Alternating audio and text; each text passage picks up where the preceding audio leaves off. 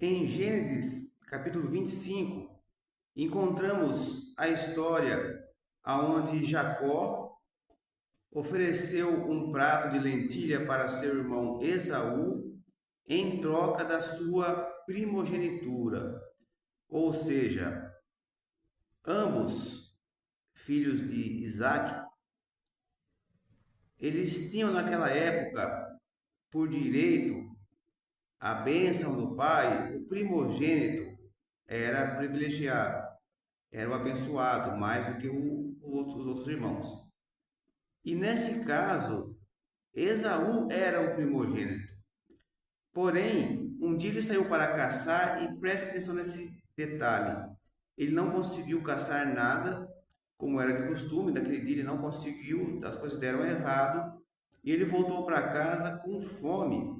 E seu irmão Jacó, oportunista, presta atenção nesse detalhe, ofereceu um prato de lentilha para ele sobre a seguinte condição: me vende o seu direito de primogenitura em troca, ou troca, né?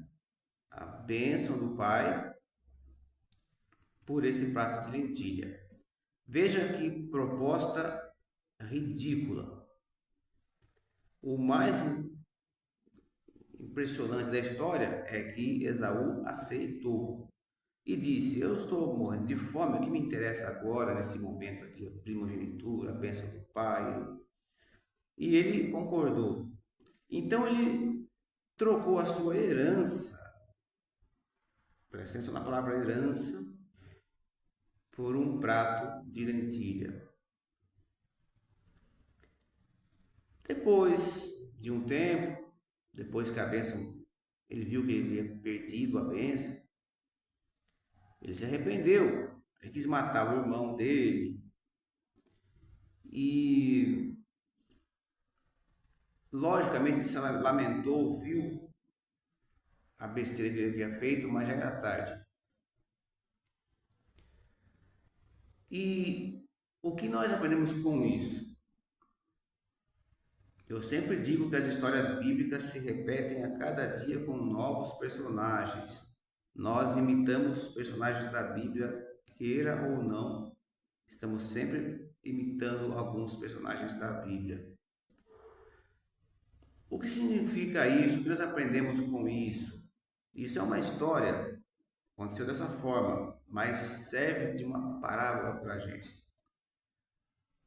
Quando as coisas dão errado, na hora da necessidade, na hora da fome, na hora da raiva, na hora de um desejo físico, muitas das vezes a gente troca a bênção do Pai, a bênção de Deus, a comunhão de Deus com Deus, por algo normalmente ridículo. Porque o Pai tem bênçãos, Deus tem bênçãos, mas o diabo não tem nada de bom para oferecer. E o problema é naquele momento. Se Esaú tivesse suportado a fome mais um pouquinho, ele poderia ter feito ele mesmo um prato de lentilha, um pão, qualquer outra coisa. Ele poderia se virar com outra coisa lá. Mas a questão é que ele vendeu algo muito valioso por muito pouco. Algo que ia apenas satisfazer aquele desejo momentâneo dele. E da mesma forma, como eu disse, muitas das vezes a gente pode, na hora da raiva, fazer grandes besteiras. Não diria na hora da fome, né? A fome foi um caso à parte por causa de Esaú. Mas, de repente, na hora da fome, a pessoa pode resolver roubar, vender droga, né? Na hora da raiva, a pessoa pode cometer desgraças, né? Na hora de uma vingança. E um desejo físico também, lá uma atração física, a pessoa pode pôr tudo a perder por um momento. E tudo isso é tão ridículo como o prato de ervilha. E de repente a gente pode falar, nossa, mas como que Esaú conseguiu fazer isso? Mas nós, muitas vezes, aceitamos pratos inferiores a esse.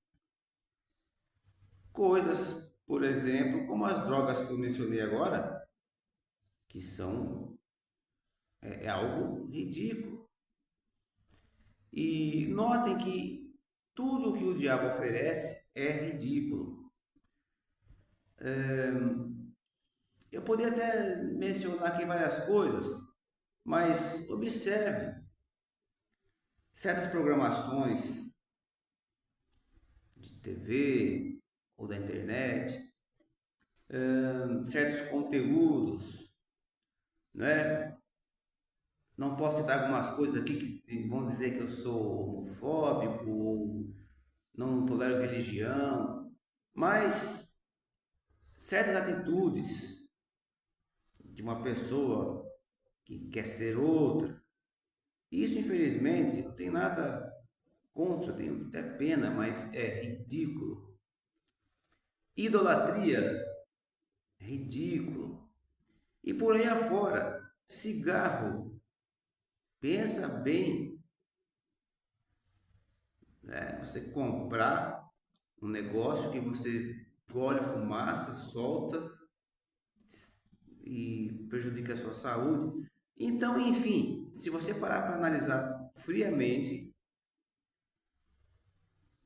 o que o mundo oferece é ridículo. Eu digo o mundo corrompido, não a natureza, né? As coisas que Deus criou, eu me encanto com animais, plantas, rio e etc, né? Deus encheu o mundo de coisas maravilhosas para a gente curtir, tem muita coisa boa. E infelizmente o diabo vem como oportunista, né, no momento lá, só que ele sabe a hora certa. Nesse momento, em certos momentos, o diabo não vai nem perder tempo de te oferecer certas coisas, mas ele sabe a hora certa de te oferecer coisas ridículas. E interessante que quando essa história eu conheço desde criança, né? Como toda a Bíblia eu conheço desde criança. Mas já há muito tempo que eu notei essa história e eu fiz essa comparação que eu acabei de passar para vocês. Mas depois de um tempo eu não sabia, o escritor de Hebreus comentou isso que eu comentei também, só que não com tantos detalhes. Mas vejam lá em Hebreus 12 que o escritor de Hebreus, muito tempo depois, lá no Novo Testamento, milhares de anos depois, ele citou o seguinte, resumindo o que eu falei aqui, ele disse que ninguém seja como Esaú, que trocou a sua primogenitura por um prato de comida. E pior, ele diz lá no versículo seguinte, que ele, Esaú, depois ele quis a bênção de volta, mas ele não a teve, embora buscasse com lágrimas, não foi encontrado arrependimento nele. Ele queria a bênção, mas não foi encontrado arrependimento nele, embora ele tivesse até chorado por isso. Então, resumindo, é o seguinte: não existe bênção sem arrependimento. Como que a gente vai querer que Deus abençoe se nós não nos arrependemos do pecado, se não pedimos perdão, ou se pedimos perdão sem arrependimento? Existe perdão sem arrependimento? Será? Pedir perdão por pedir para ser abençoado? Isso também é ridículo. Deus conhece nosso coração. E não adianta a gente pedir perdão se não tiver arrependido e querer ser abençoado no pecado. Isso Deus não vai fazer. E por que que Deus não abençoa o pecador? Porque ele quer vingar? Não, porque ele quer ensinar. Porque preste atenção numa última coisa. Se, por exemplo, eu estou no pecado, mas aí eu peço na cara de pau para Deus, me abençoa naquilo, me abençoa ali, me abençoa lá. E Deus me abençoasse, eu ia achar que eu não estou em pecado. Poxa, então está tudo bem, né? Se Deus está me abençoando, então Deus está comigo, então eu posso continuar nesse pecado. E o que ia acontecer? Depois, lá no dia do juízo, eu ia me surpreender, como aqueles que Jesus disse: Não conheço vocês. E eles disseram: Mas em teu nome nós falamos isso e fizemos aquilo e repreendemos o demônio. Ele falou: Não conheço vocês que praticam a iniquidade. Então Deus, Deus não vai querer enganar a gente, né? As pessoas que se enganam a si mesmo, né? Esses que acreditaram que por falar de Deus iriam entrar no céu, mas praticando o pecado, são aqueles que serão surpreendidos naquele dia, como Jesus ensinou. Mas Deus não vai abençoar a gente no pecado, porque assim estaria nos enganando. A gente ia achar que estava tudo ok e íamos continuar no pecado. E isso nos ia levar à condenação. E Deus seria, de certa forma, culpado, porque Deus ia colaborar com a nossa condenação, nos abençoando no pecado. Deus não vai fazer isso,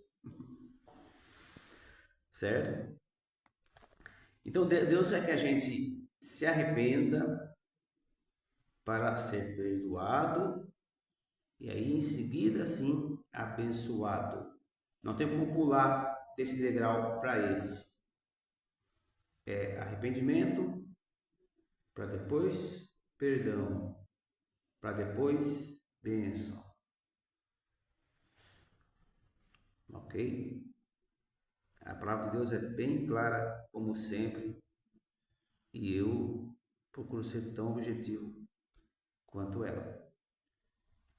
E só peço que você que entende que eu só falo verdades, compartilhe as mensagens que eu posto.